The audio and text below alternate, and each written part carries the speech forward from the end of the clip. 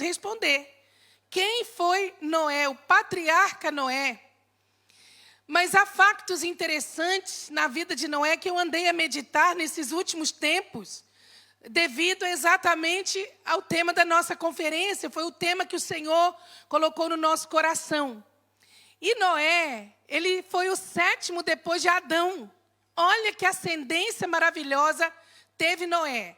Ele foi filho de Lameque, um homem de Deus. Ele foi neto de Matusalém, o homem que mais viveu sobre a terra. E ele foi bisneto de Enoque.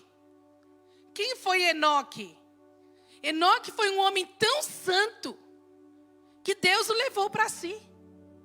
Foi trasladado, foi arrebatado. Ninguém viu mais Enoque, porque o Enoque era tão santo que Deus o levou.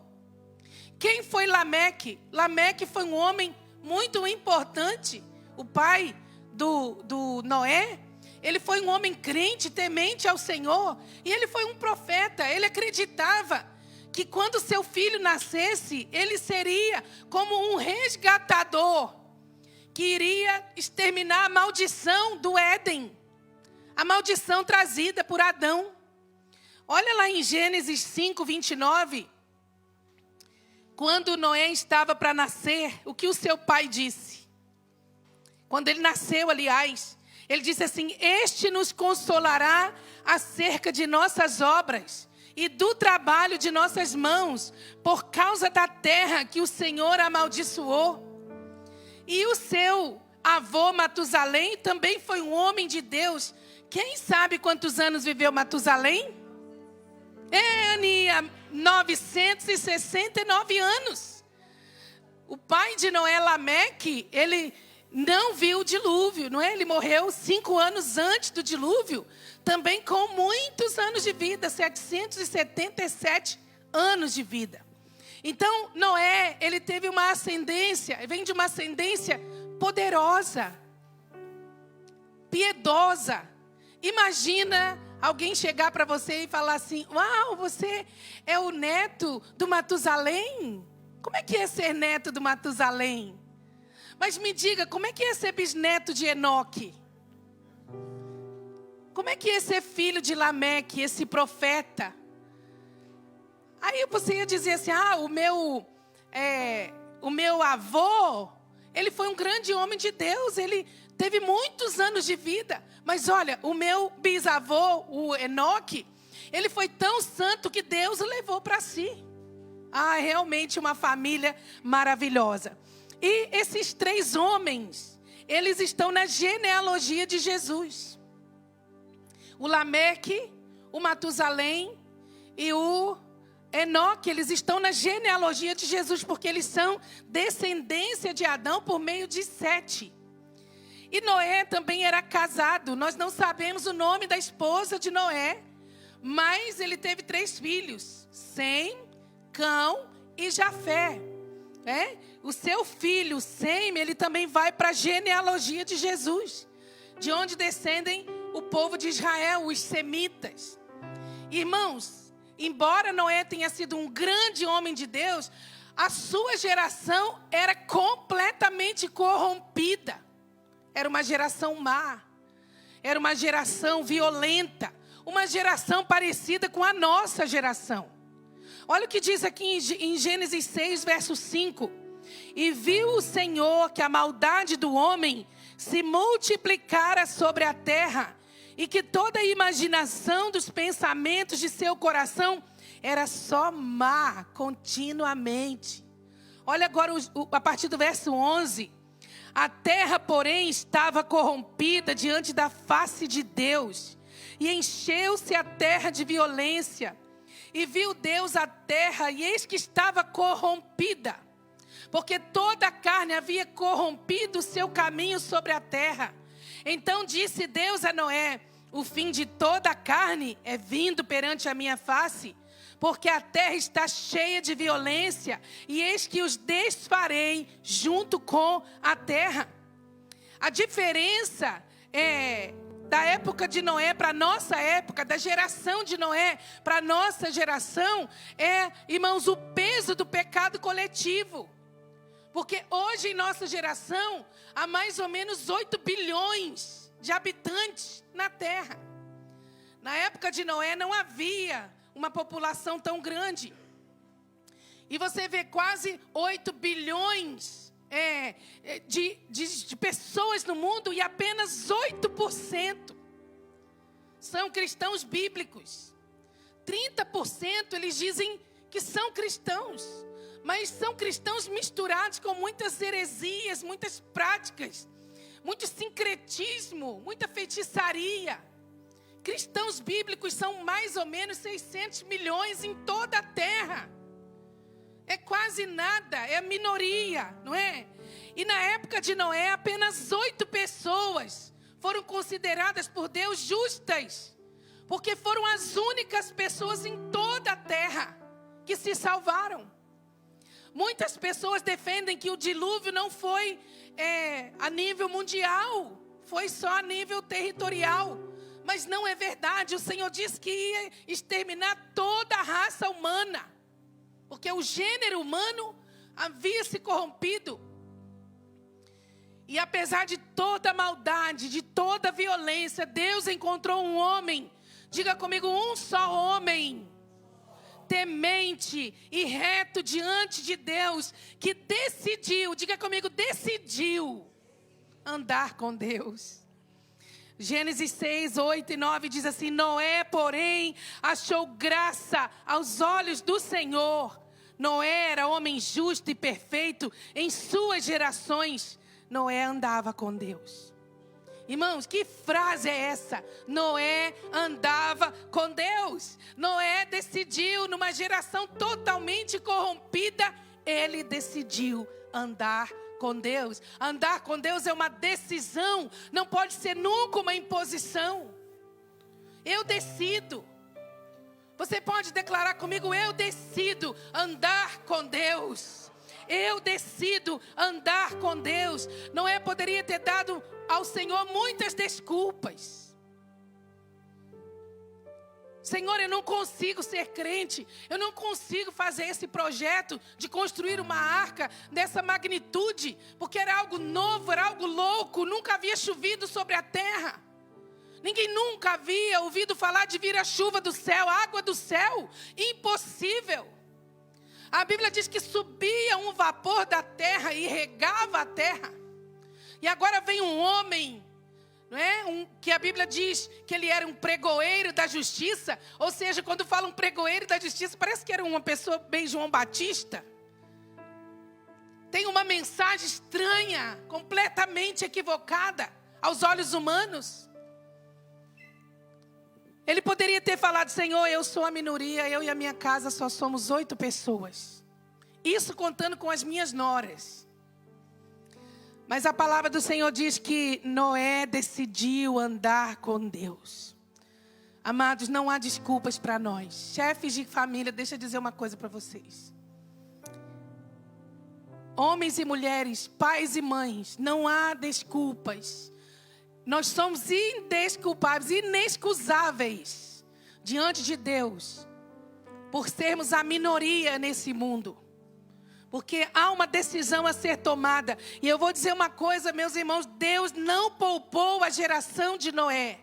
E não vamos pensar que por estarmos na graça, Deus vai poupar a nossa geração. Não vai. Deus não vai poupar essa geração perversa. Por isso que o apóstolo Pedro, no dia do Pentecostes, no seu discurso, ele diz assim: salvai-vos dessa geração perversa. O autor da carta aos Hebreus, no capítulo 2, diz assim: olha, se Deus não poupou o mundo antigo, os anjos que caíram, como escaparemos nós, se não atentarmos para uma tão grande salvação? Nós estamos vivendo, irmãos, uns tempos como os tempos de Noé. É por isso que Deus continua dizendo para você, homem de família, para você, mulher de família: entra tu e a tua casa na arca. Toda a tua casa entra na arca juntamente contigo. Mas entrar quando? quando estiveres preparado, quando tiveres preparado tudo que é preciso para que o Senhor venha salvar a tua casa. Nós somos preparadores do reino de Deus na nossa família e nós precisamos de ser pontuais, irmãos, em levarmos Jesus para nossa casa. Nós fazemos o que cabe a nós fazermos. Cabe a nós fazer, vamos fazer. E o sobrenatural, aquilo que nós não conseguimos, é Deus que vai fazer. Noé, ele construiu a arca exatamente como Deus lhe havia falado. Mas o sobrenatural quem fez foi Deus. Não foi Noé que trouxe os animais para a arca. Foi Deus que levou os animais todos ali, em fila, para aquela arca, para serem poupados. Deus fez o sobrenatural. Deus salvou a casa de Noé, meus irmãos. Isso é o quê? Isso é uma ação sobrenatural de Deus.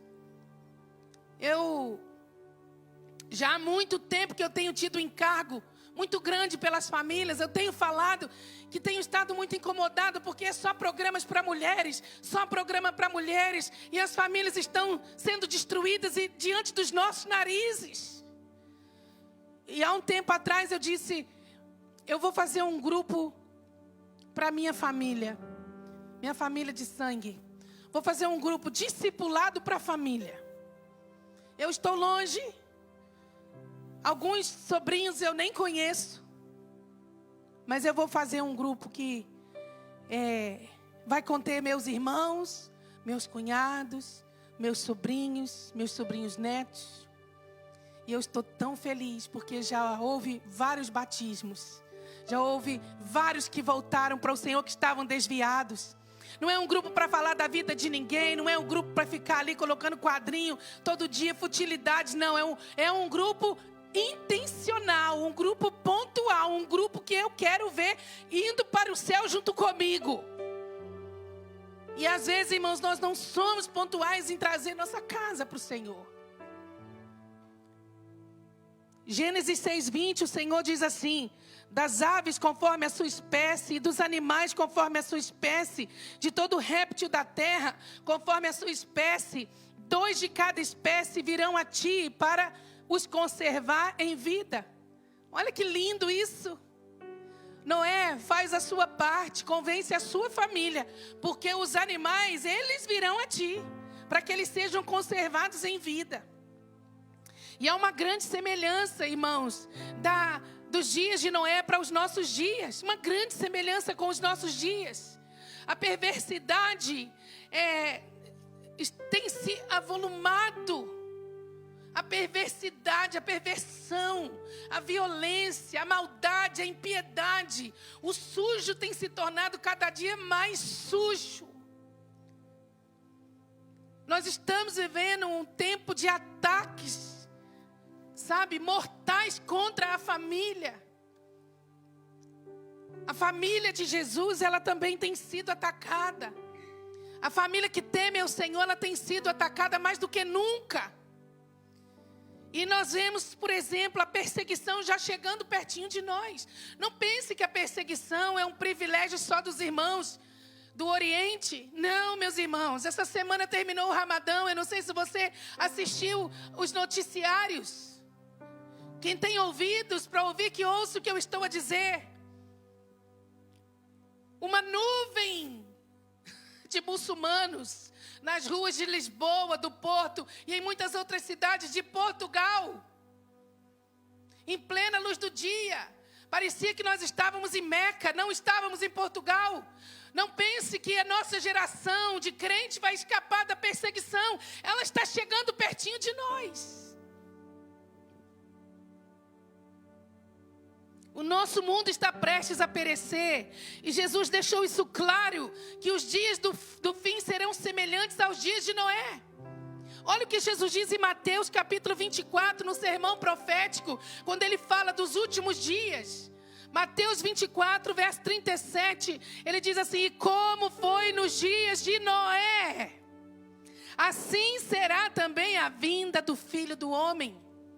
Porquanto, assim como nos dias anteriores ao dilúvio, comiam, bebiam, casavam e davam-se em casamento até o dia em que Noé entrou na arca, e não o perceberam, até que veio o dilúvio e os levou a todos. Assim será também a vinda do Filho do Homem.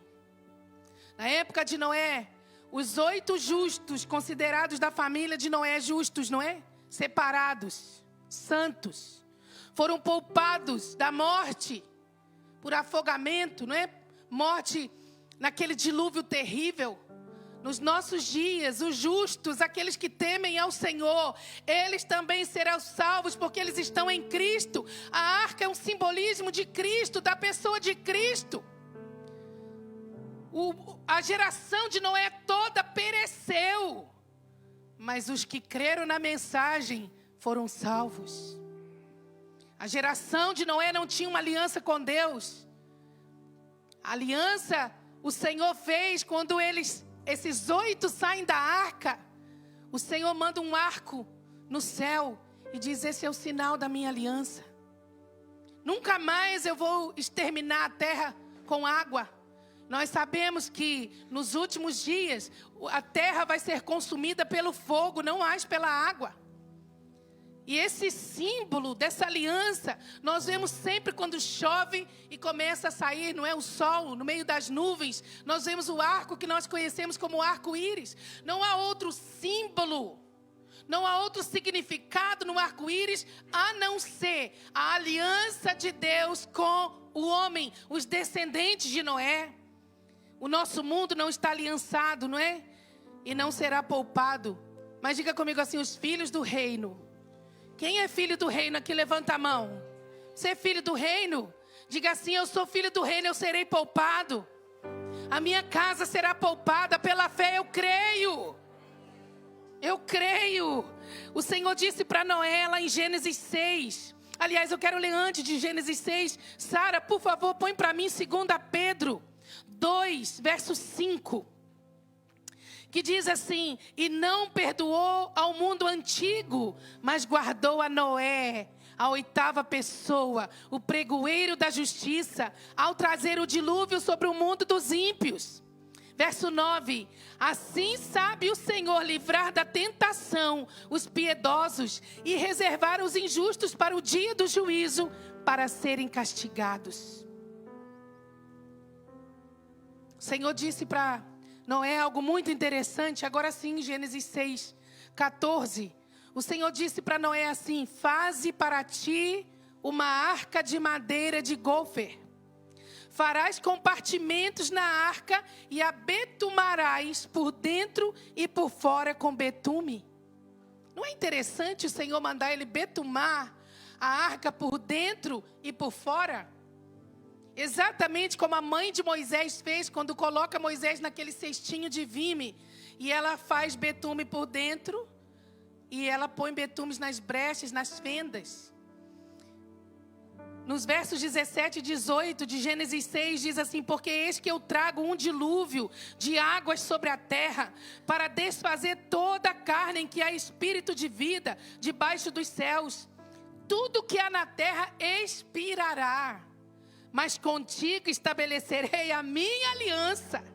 E entrarás na arca, tu e os teus filhos, tua mulher e as mulheres dos teus filhos contigo. Que palavra poderosa! O mundo vai perecer, Noé, mas eu tenho uma aliança contigo. E não só uma aliança contigo, mas também uma aliança com a tua casa. Tudo que está debaixo da tua autoridade, tudo que está debaixo do teu governo, vai ser abençoado por causa da tua vida de piedade, por causa da tua decisão em seguir ao Senhor e andar com Deus. E eu olho, irmãos, para o perfil dessa família de Noé. Sabe, que perfil maravilhoso de uma família tão abençoada. Por exemplo, eu olho para Noé e eu vejo em Noé um pai temente a Deus, um pai presente na vida da sua casa. Para muitos, Noé era um louco. Eu já disse que parecia que ele estava pregando uma mensagem de outro mundo. Mas Noé não era louco. Noé havia ouvido a voz de Deus. E mesmo ele sabendo que aquilo seria algo novo, meu Deus, ele insistiu em obedecer a Deus. E ele pregou por mais de 120 anos. Vai chegar uma chuva e vai destruir o mundo. Quem acreditar e entrar na arca vai ser salvo. Irmãos, a arca, eu e pastor Eduardo, ano passado ou retrasado, já não me lembro, me falha a memória, nós visitamos a réplica exata da Arca de Noé, lá nos Estados Unidos. Uma coisa fabulosa. Como eu fico admirada de homens e mulheres de Deus que têm muito dinheiro, muitos recursos, e fazem coisas assim, fazem projetos tão arrojados, para que nunca nos esqueçamos das histórias da palavra de Deus. E olha, a arca de madeira, era feita de madeira, ela tinha 3 andares, 3 pisos. Ela tinha 150 metros de comprimento, 25 metros de largura e 15 metros de altura. Meus irmãos, o Noé, ele realmente foi um homem muito ousado. Um homem muito ousado. E Deus disse: Noé, tudo vai perecer, mas você vai entrar nessa arca. Você está edificando algo para salvar você e a sua família. Vocês vão estar lá dentro. Homem de Deus, mulher de Deus, o Senhor nos trouxe aqui nessa conferência da família para dizer a mesma coisa para nós, que Deus tem uma aliança conosco. Deus tem uma aliança com você, pai de família. Deus tem uma aliança com você, mãe de família. E você tem uma aliança com Deus. Noé tinha uma aliança com Deus. E Noé se esforçava para ser um exemplo para a sua casa. Noé era um exemplo de piedade. Por isso, quando ele fala para os seus filhos, vai chover, os seus filhos acreditaram que ia chover. Por isso, quando ele disse, vamos fazer um projeto arrojado, eles acreditaram. E é claro, irmãos, que eles ajudaram o pai nesse projeto. Diga comigo assim, uma família unida. É uma família poderosa. E Deus honrou essa família porque essa família trabalhou junta. Essa família acreditou na palavra que Deus tinha para o seu pai. Eu lembro-me que depois que o meu pai se converteu e a minha mãe também, minha mãe se converteu antes do meu pai. As lembranças que eu tenho da época que meu pai era um homem temente a Deus, são lembranças tão boas. Não tínhamos tantos recursos. Mas a nossa casa, olha, a nossa casa, ela era aberta a todos. A nossa igreja fazia retiros na minha casa, na casa dos meus pais. E muita gente vinha para dormir. E eram dias, assim, 2, 3 dias, 4 dias de acampamento dentro da casa dos meus pais. Todo batismo da nossa igreja era na propriedade dos meus pais, porque tem rios, tem cachoeiras, e ali eram feitos os batismos. Eu lembro-me da minha mãe sempre com aquela forma enorme no forno. Ela tinha um forno tão grande e ela colocava aquilo tudo, batia aqueles bolos na mão. Colocava aquilo no forno, fazia um cafezinho, aquele cheiro maravilhoso, né, pastora Laís? Ela diz que ama perfumar a casa dela com cheiro de bolo.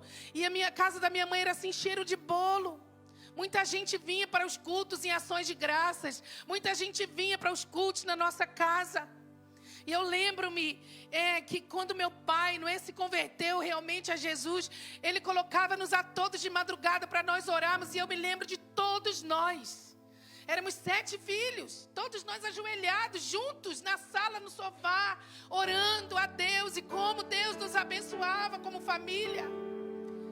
Eu lembro de uma vez, meu pai tinha um carochinha, fomos para a igreja, todos naquele carochinha, porque antigamente era assim, né, irmãos? Fazia certas coisas sem entendimento.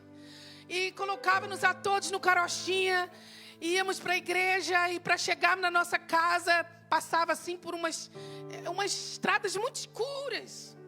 E lá na igreja um irmão veio e disse assim, irmã Glorinha, eu sei que a irmã Glorinha gosta muito de jaca, seus meninos também. E eu tenho aqui uma jaca que eu ganhei muito grande. Jaca é uma fruta brasileira desse tamanho, que é uma das minhas favoritas, eu amo jaca.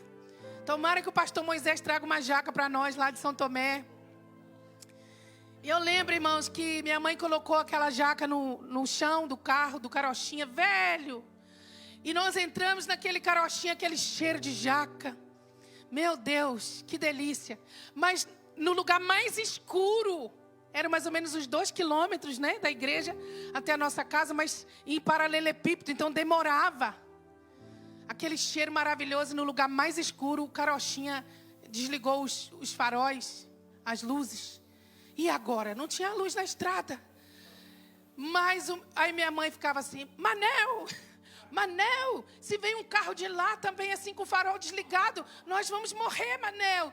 Glorinha, esteja orando, vamos chegar em casa. E nós ríamos, em vez de chorar nós ríamos. Porque estávamos vindo da casa de Deus e íamos comer uma jaca logo que chegássemos em casa.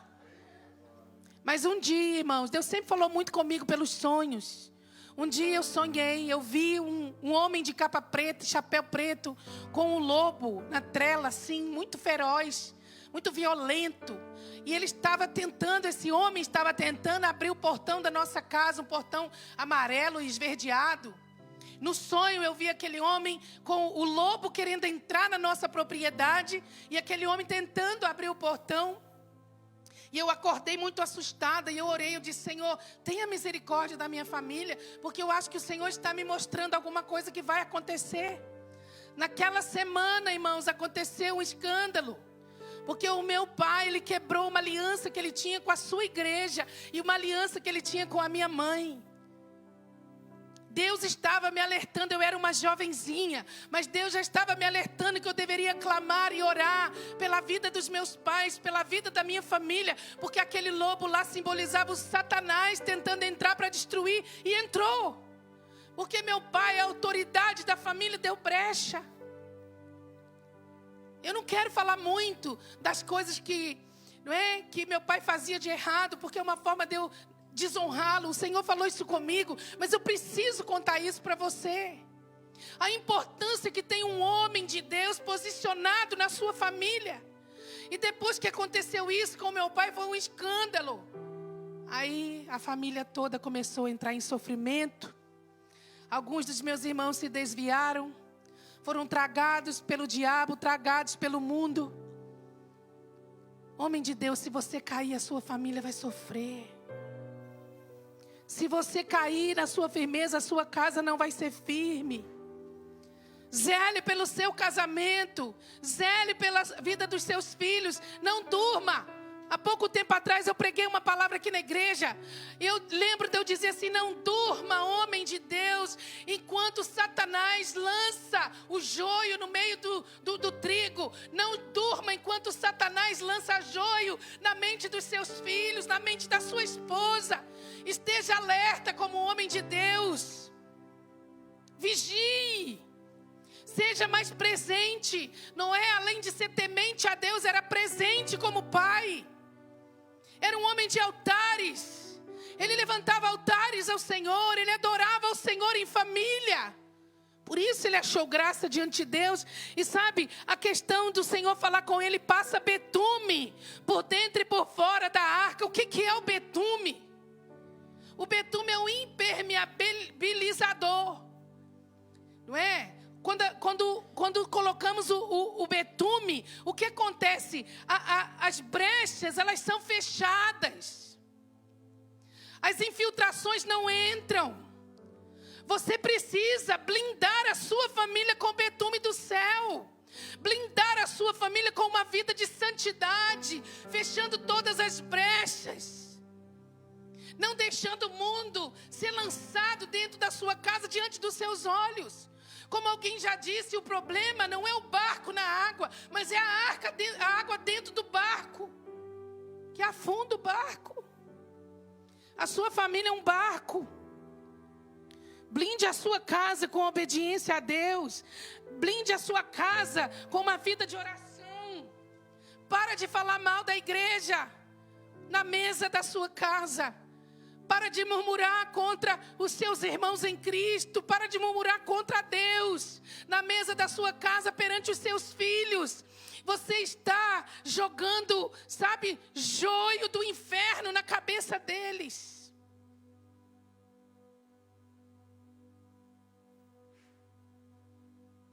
Quem dera se o meu pai e minha mãe tivessem esse entendimento quando eu era criança. E meus irmãos também. Sabe, de todas as noites irem lá e imporem as mãos sobre nós e orarem por nós.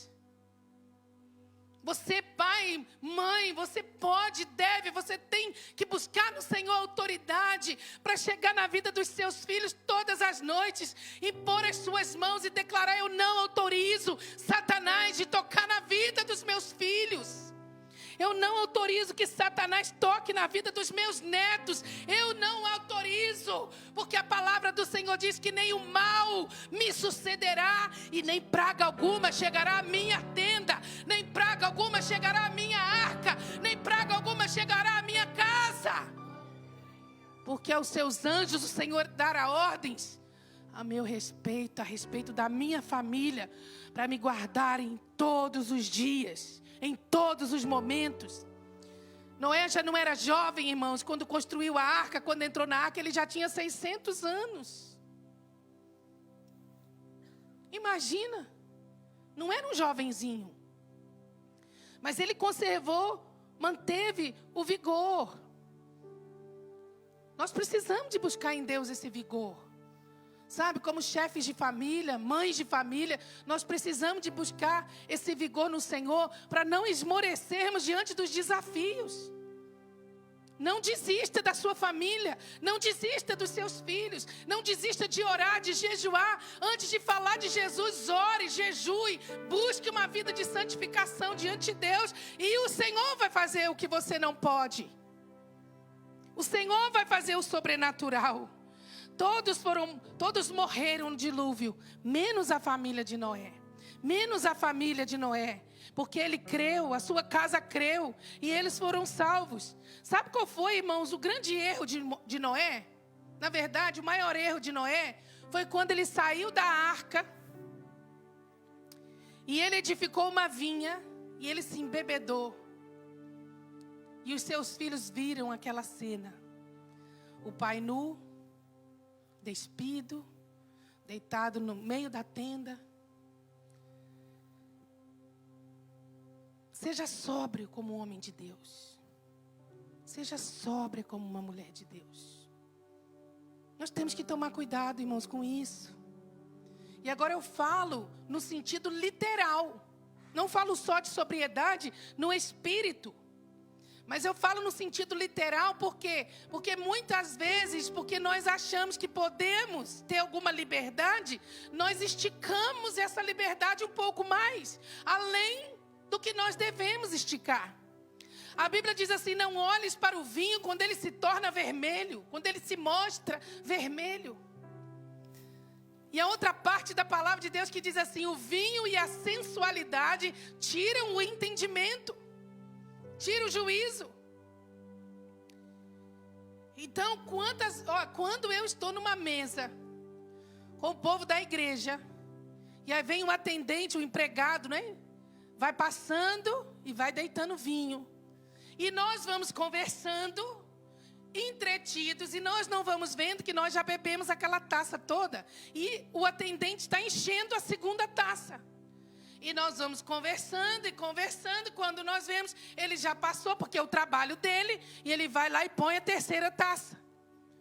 E quando eu sou muito atenta. Eu falo para o atendente: não traga mais vinho para nossa mesa, por favor. Aí, normalmente, eles olham para os homens da mesa. Ué, mas uma mulher está aqui falando para não trazer mais vinho para a mesa? Quem ela pensa? Eles devem pensar, né? Quem ela pensa que é? Para falar para não trazer mais vinho para a mesa. E às vezes eu falo, né? O Márcio outro dia não foi, né? Lá no jantar de casais. Ô, pastora, tem que falar, cada um falar com ele. Eu falei: não, se ninguém fala, falo eu. Eu não trago mais vinho para nossa mesa. Aí teve um lá que até falou assim: ô, pastora, mas eu ainda não estou no meu limite, não. Eu digo: já passou do limite, já tomou mais de 3 taças. Aí ele disse assim: mas cada um tem o seu limite. Eu digo: não, a Bíblia que fala qual é o limite. E o bafômetro também. Você sabia que o bafômetro é uma taça, ou aliás, nem uma taça, dependendo se ela for muito cheia, você não pode conduzir? Se a polícia parar e pôr lá o bafômetro, aqui fala bafômetro também, pastor Hugo? O balão? se pôr o balão já vai para prisão. Já vai pagar multa, vai perder pontos na carta. Vai preso mesmo, né? Vamos ser radicais. Vai preso mesmo. Ô, irmãos. Eu, quando cheguei em Portugal, eu toda feliz, abrimos a nossa igreja e tal. Aí eu disse para a pastora Cidá, assim, pastora Cidá, quando for no Natal, nós vamos fazer aquela entrada bonita. Vamos colocar vinho do Porto, sabe? Aqueles aperitivos assim, como, sabe, os americanos gostam de fazer, mas sem vinho do Porto. Eu disse, vamos incrementar com vinho do Porto. Irmãos, foi só um ano, para nunca mais. Porque o povo chegava e pegava um copo desse tamanho e deitava o vinho do Porto todo lá e, ó. Não, vinho do Porto não pode tomar assim, mas é tão bom. Nunca mais, nem na ceia do Senhor a gente serve vinho. Porque alguém já teve problema com alcoolismo e agora toma um pouquinho na ceia do Senhor, vai ativar aquele desejo. Então, homem de Deus, toma meia tacinha e já está bom. Seja comedido, seja sóbrio. Noé edificou uma vinha e se embebedou. Ele podia ter feito tudo com moderação. Tudo com moderação. Nós tivemos um irmão que se converteu em nossa igreja em Sintra. O irmão grandão, o irmão Álvaro. Irmão Álvaro, se você está nos assistindo, é um testemunho para você, tá bem? O irmão Álvaro, ele tomava 2 litros de vinho no almoço e 2 litros de vinho no jantar. Pastor Eduardo saía para discipular o irmão Álvaro. E eu falava assim, fala com o irmão Álvaro. Não vou falar, vou deixar o Espírito Santo fazer a obra. Pois se fosse eu, já tinha falado já, que ele como crente não pode ficar bebendo tanto. Mas ele não ficava bêbado, acho que já tinha ali um sistema ali dentro que filtrava aquilo tudo. Irmãos, um dia ele veio no culto aqui na nossa igreja na Margem Sul. Era até a Nívia Soares que estava ministrando. Ela não era muito conhecida na altura, ela estava a ministrar. E ela dizia assim, abra a sua boca e você vai ser batizado no Espírito Santo. O Senhor vai encher sua boca. Irmão Álvaro, muito novinho na fé, ficou com a boca aberta assim, ó. Pensando mesmo que o Senhor ia ali, né, encher ele. Mas ele foi batizado no Espírito Santo. Naquela noite. Nunca mais colocou uma gotinha de álcool na boca, até hoje. Tem lá o canalzinho dele no Facebook, está pregando todo domingo. Vá lá, fala do amor de Deus, do jeitinho dele. Deus fez a obra. Homem de Deus, deixa Deus fazer a obra na sua vida. Mas tenha intenção.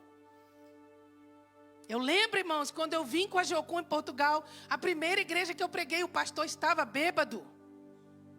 O pastor estava bêbado, ministrando louvor com uma viola. Bêbado. Eu fiquei assustada com aquilo. E sabe o que é interessante também, Noé? Ele quando saiu da arca, antes de fazer isso, né, essa coisa errada, ele edificou um altar ao Senhor. O que isso nos mostra? Ele não ficou preso na arca. Ele não ficou preso naquela estrutura. Mas ele disse, eu vou me apegar ao Senhor. Sabe o que nós temos de fazer como homens e mulheres de Deus? Nós não temos que ligar nossos filhos tanto nas estruturas da religião, quanto conduzi-los a Jesus.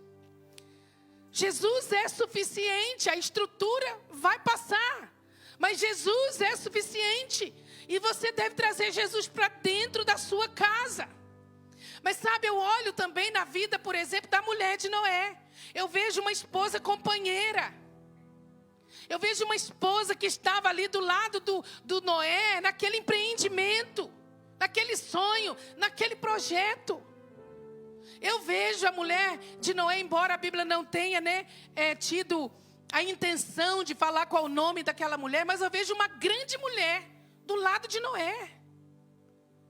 Eu vejo ela colocando a mão na massa, ajudando. Eu vejo aquela mulher encorajando o seu marido a continuar firme naquele propósito. Você é uma mulher encorajadora. Você é uma mulher que está firme com o seu marido nos empreendimentos que o Senhor coloca na sua mão, na sua vida. E sabe, irmãos, eu vejo essa mulher aqui de vez em quando olhando para os filhos e dizendo, filhos, ouçam a mensagem do vosso pai. Porque se aqueles rapazes não tivessem tido uma referência de pai, eles não teriam acreditado e teriam perecido também na sua geração. Mas essa mulher, ela deve ter repreendido muitas vezes a falta de fé daqueles jovens. Sabe, uma mulher de Deus, ela nunca coloca o filho contra o pai. Nunca. Uma mulher de Deus, ela nunca fala mal do seu marido para os seus filhos. Porque ela vai levar seus filhos a uma posição de desonra perante o pai. Perante o marido, que é o pai daquela jovem, daquele jovem. Às vezes os casais passam por luta, brigam, discutem, ficam, não é, brigados por uns dias. Todo casal é assim, só muda a morada. Todo casal é muito parecido. Mas às vezes a mãe, sem sabedoria, começa a falar mal do pai para os filhos. Porque ela quer ter o quê? Amparo, ela quer ter razão. Então ela quer ter alguém que dê razão para ela. Não faça isso, mulher. Leve seus filhos a honrar o seu marido, a honrar os pais, o pai deles. Eu vejo essa mulher de Noé assim, sabe? Uma mulher muito parecida com a Susana Wesley, a mãe de John Wesley. A mulher teve 19 filhos, irmãos. 9 morreram, né? Depois de um tempo, morreram. Mas ainda assim ela ficou com 10 filhos. Ela educou aqueles filhos. E o marido dela não vivia em casa. O marido dela era pregador itinerante. Mas ela ensinou os seus filhos a honrarem seu pai. Que grande mulher, não é? A mãe de John Wesley, fundador do metodismo. Mas eu também vejo esses filhos aqui obedientes, porque os 3 filhos de Noé, o Sem, Cão e Jafé, eles já eram casados quando entraram na arca. E eles acreditaram na mensagem de Noé, na mensagem do seu pai. E eles trouxeram suas esposas. Eles convenceram suas esposas. Deixa eu dizer uma coisa para você que é filho. Honre seus pais, mesmo que você já tenha se casado. Quantos rapazes e moças se casam e abandonam seus pais? Não ouve mais conselhos dos pais. Talvez você, jovem, um dia vai ter um DR à frente do seu nome. Talvez seus pais nunca vão ter um DR na frente do nome, mas você vai ter. Se você tem um curso universitário, a carta do banco, lá na sua casa vai chegar um DR na frente do seu nome. Se você tem uma licenciatura, não importa qual seja o curso, vai ter um DR lá na frente. Honre o investimento dos seus pais. Honre os conselhos dos seus pais. Porque a Bíblia diz que o filho que honra seus pais tem vida plena, tem vida próspera, tem vida abundante. Longevidade de dias. Então é muito importante nós sabermos isso, irmãos. Então quando nós como família, nós fazemos aquilo que nós podemos fazer, que está em nossas mãos, Deus vai fazer o que nós não podemos fazer. Amém? Vamos ficar de pé, nós vamos nessa hora orar.